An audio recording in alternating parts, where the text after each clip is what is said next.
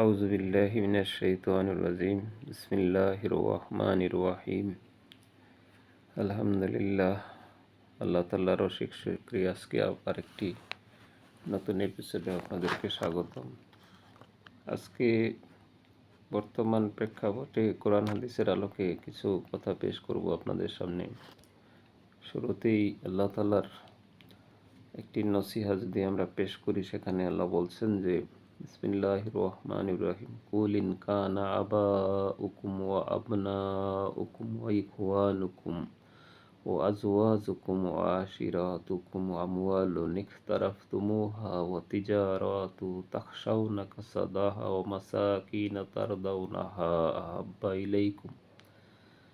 আহাব্বা ইলাইকুম মিনাল্লাহি ওয়া রাসূলিহি ওয়া জিহাদিন ফি সাবিলিহি ফাতারাব্বাসু হাত্তা ইয়াতিয়াল্লাহু বিআমরিহি আল্লাহু লা ইয়াহদিল কওমাজ জালিমিন। হে রাসূল, আপনি বলে দিন, তোমাদের নিকট তোমাদের পিতা, সন্তান, ভাই, আত্মীয় স্বজন, তোমাদের অর্জিত ধন সম্পদ, তোমাদের ব্যবসা বাণিজ্য যা বন্ধ হওয়ার ভয় তোমরা করো, এবং তোমাদের বাসস্থান যাকে তোমরা খুবই পছন্দ করো। আল্লাহ এসব কিছু যদি আল্লাহ এবং তার রাসূল এবং তার পথে সংগ্রাম করা থেকে বেশি প্রিয় হয়, তাহলে অপেক্ষা করো আল্লাহর নির্দেশ আসা পর্যন্ত। আর আল্লাহ ফাসেক সম্প্রদায়কে কখনো হেদায়েত দান করেন না। এখানে আবাউকুম পিতাগণ, আজওয়াজুকুম স্ত্রীগণ, আশিরাতুকুম তোমাদের স্বজন, জাতি গোষ্ঠী ইত্যাদির কথা বলা হয়েছে। এভাবে আল্লাহ তাআলা বিভিন্ন আয়াতে কোরআনের পথে নির্দেশনা আমাদের জন্য জানিয়ে দিয়েছেন। আরেকটি আয়াতে বলেছেন যে ইয়া আইয়ুহাল্লাযীনা আমানু মা লাকুম ইযা কিলা লাকুম ইনফিরু ফি সাবিলিল্লাহি সাকালতুম ইলাল আরাদিতুম বিল হায়াতিদ দুনিয়া মিনাল আখিরাতি ফামাতাউল হায়াতিদ দুনিয়া মিনাল আখিরাতি ইল্লা কলিল ইল্লা তানফিরু ইউআযযিবুকুম আযাবান আলীমা ওয়া ইস্তাবদিল কওমান গায়রাকুম ওয়া লা তাদুররু শাইয়্যা আল্লাহু আলা কুল্লি শাইইন কদির। হে ঈমানদারগণ, তোমাদের কি হলো যখন তোমাদেরকে জিহাদের জন্য বের হবার কথা বলা হয়, তখন তোমরা জমিনকে আঁকড়ে ধরে থাকো। তোমাদের কি আখিরাতের পরিবর্তে দুনিয়ার জীবনে সন্তুষ্ট হয়ে গেলে? অথচ আখিরাতের তুলনায় দুনিয়ারই জীবন উপকরণ অতি নগণ্য। যদি তোমরা জেহাদে বের না হও, অর্থাৎ আল্লাহর পথে বের না হও, তবে আল্লাহ তোমাদেরকে কঠিন শাস্তি দিবেন এবং অন্য জাতিকে তোমাদের উপর চাপিয়ে দিবেন, আর তোমরা তখন তাদের কোনো ক্ষতি করতে পারবে না। আল্লাহ সব বিষয়ে সর্বশক্তিমান। সুবহানাল্লাহ। এই রিলেটেড হাদিস যদি একটি বলা হয়, হযরত হুযায়ফা ইবনে ইয়ামান রাদিয়াল্লাহু তাআলা আনহু থেকে বর্ণিত, আন হুযায়ফাতা ইবনে ইয়ামান ক্বালা রাসূলুল্লাহি সাল্লাল্লাহু আলাইহি সাল্লাম লা তা'মুরু বিল মা'রুফ ওয়া তানহাউনা আনিল মুনকার, অর্থাৎ তোমরা অবশ্যই সৎ কাজের আদেশ দিবে এবং অসৎ কাজ থেকে নিষেধ করবে এবং তাদেরকে কল্যাণকর কাজ করার উৎসাহ দিবে। তা না হলে আল্লাহ তাআলা তোমাদেরকে আযাব দিবেন, তোমাদেরকে ধ্বংস করে দিবেন, অথবা তোমাদের মাঝ থেকে সবচেয়ে বেশি পাপী জালেম লোকদেরকে তোমাদের শাসক বানিয়ে দিবেন। এমতো অবস্থায় তোমরা তোমাদের মধ্যকার নেককার লোকেরা মুক্তি পাওয়ার জন্য আল্লাহর কাছে দোয়া করবে, কিন্তু তাদের সে দোয়া আর তখন কবুল হবে না। এটি সহিহ হাদিসের একটি ইবারত। অন্য আরেকটি হাদিসেও অনুরূপ কথা বলা হয়েছে। সেই হাদিসটিও খুবই গুরুত্বপূর্ণ এবং সহিহ হাদিস সনদে বর্ণিত হয়েছে। হযরত আয়েশা রাদিয়াল্লাহু তাআলা আনহা থেকে বর্ণিত, তিনি বলেন, একবার রাসূলুল্লাহ সাল্লাল্লাহু আলাইহি ওয়াসাল্লাম আমার ঘরে প্রবেশ করলেন। তখন তাহার চেহারা দেখে মনে হলো কোনো কিছু যেন তাকে আঘাত করেছে। তারপর তিনি ওযু করে বের হয়ে গেলেন এবং কাউকে কিছু বললেন না। আমি হুজরার ভেতর থেকেই তার কাছে হাজির হলাম। আমি শুনতে পেলাম তিনি বলছেন, হে লোকেরা, মহামহিম রব্বুল আলামিন নিশ্চয়ই বলেছেন, তোমরা অবশ্যই ন্যায় কাজে আদেশ করবে এবং অন্যায় এবং পাপ কাজ থেকে লোকদেরকে বিরত রাখবে। সেই অবস্থা সৃষ্টি হবার আগেই যখন তোমরা আমাকে ডাকবে, কিন্তু আমি তোমাদের ডাকে সাড়া দিব না। তোমরা আমার কাছে চাইবে, কিন্তু আমি তোমাদেরকে দেব না। তোমরা আমার সাহায্য চাইবে, কিন্তু আমি তোমাদের সাহায্য করব না। এটি মুসনাদে আহমদ এবং ইবনে মাজাহ হাদিসে বর্ণনা হয়েছে। তেমনিভাবে সহি সনদ, হাদিস এবং কোরআনে ভাষ্য অনুযায়ী যে আমরা বিগত 15-16 বছর অতিক্রান্ত করেছি, আমাদের এই দেশেই একটি সরকার অতিবাহিত হয়েছে যারা মানুষের উপর জুলুম নির্যাতন করে মানুষের উপরে তাণ্ডব চালিয়েছে, মানুষকে পায়ের নিচে পিষ্ট করেছে।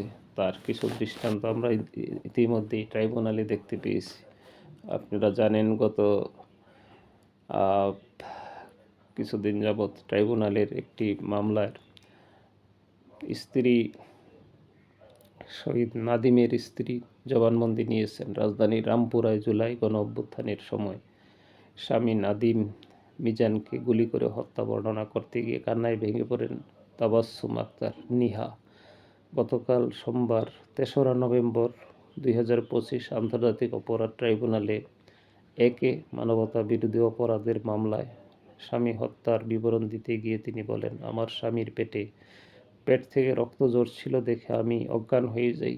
এই মামলার তিনি ৩ নম্বর সাক্ষী। এছাড়া এদিন ৪ নম্বর সাক্ষী হিসাবে জবানবন্দি দিয়েছেন সেলুন ব্যবসায়ী মোহাম্মদ ইয়াকুব।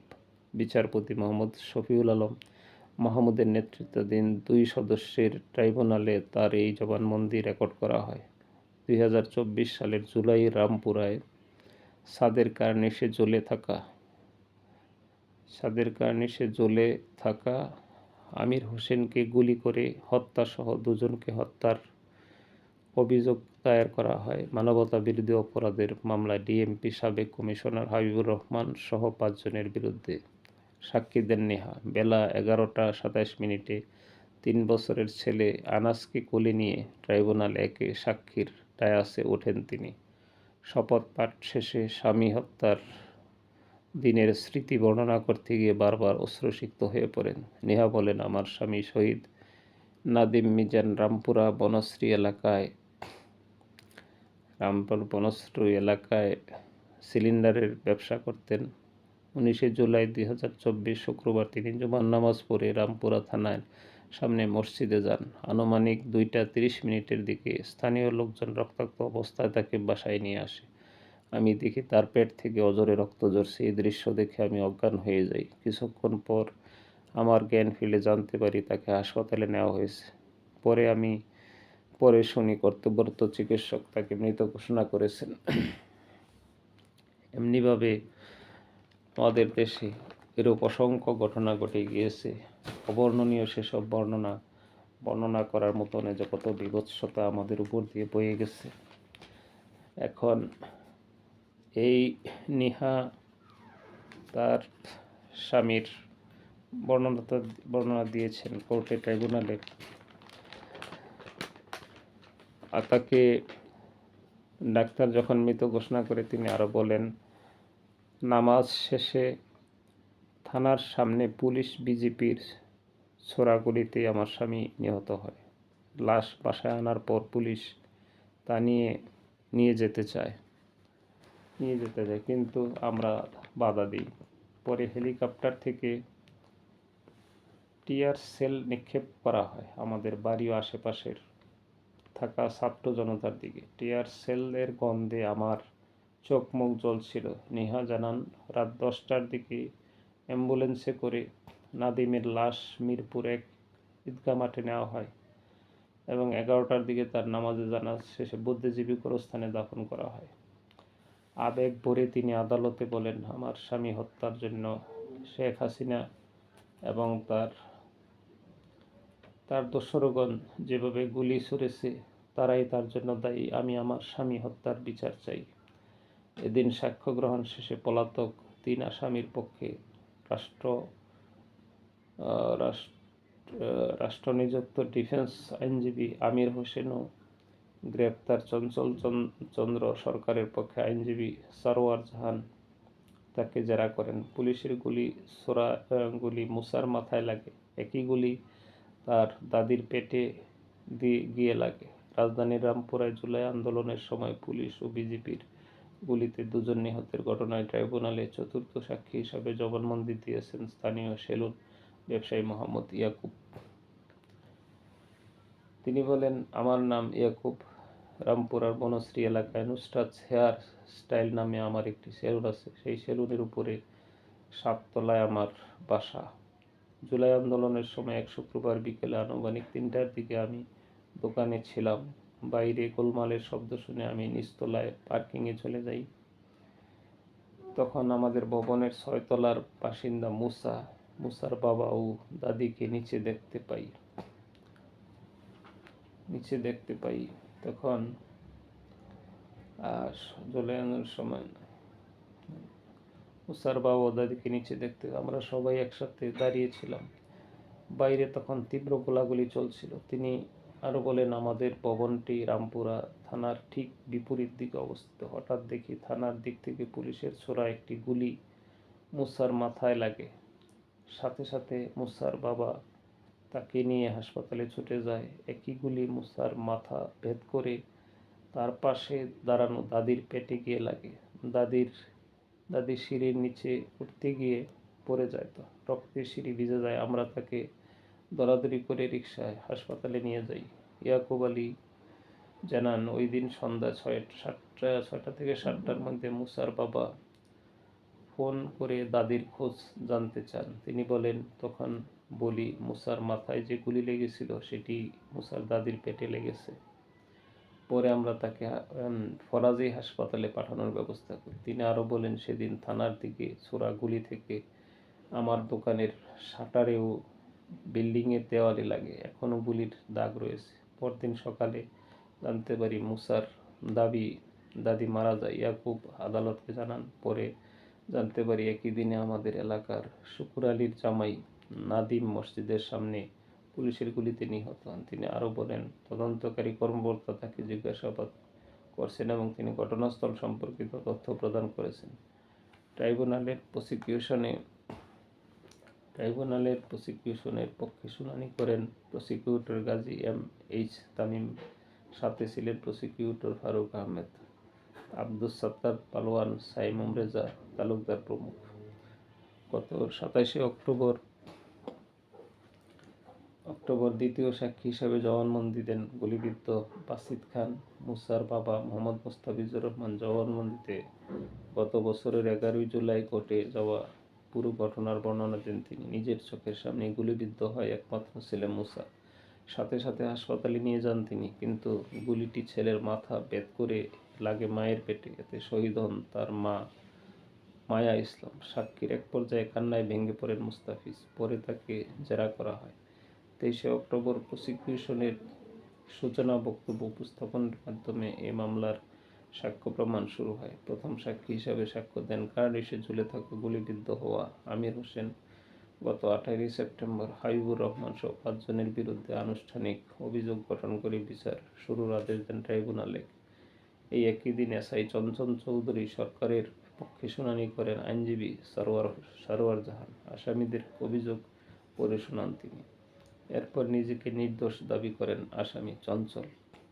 16 সেপ্টেম্বর পলাতক 4 আসামির পক্ষে শুনানি করেন রাষ্ট্রনিযুক্ত আইনজীবী মোহাম্মদ আমির হোসেন। তিনি এ মামলা থেকে 4 আসামির অব্যাহতি চেয়ে আদেশ করেন। এ মামলায় গ্রেপ্তারকৃত রামপুরা পুলিশ ফাঁড়ির সাবেক এএসআই চঞ্চল চন্দ্র সরকার, হাবিবুর রহমান। পলাতক 3 আসামি হলেন খিলগাঁও জোনের সাবেক এডিসি মোহাম্মদ রাশিদুল ইসলাম, রামপুরা থানার সাবেক ওসি মোহাম্মদ মশিউর রহমান ও রামপুরা থানার সাবেক এসআই তরিকুল ইসলাম ভূঁইয়া।